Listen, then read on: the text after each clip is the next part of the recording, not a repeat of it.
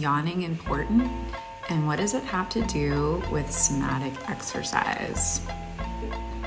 Hi, I'm Jacqueline, a somatic enthusiast. We learn about everything somatic here. Have you ever noticed when you wake up in the morning that your body stretches, or maybe you even yawn? This stretching is a little different than if you're just in a yoga class. This stretch has a little bit of tension. Do it and notice for yourself.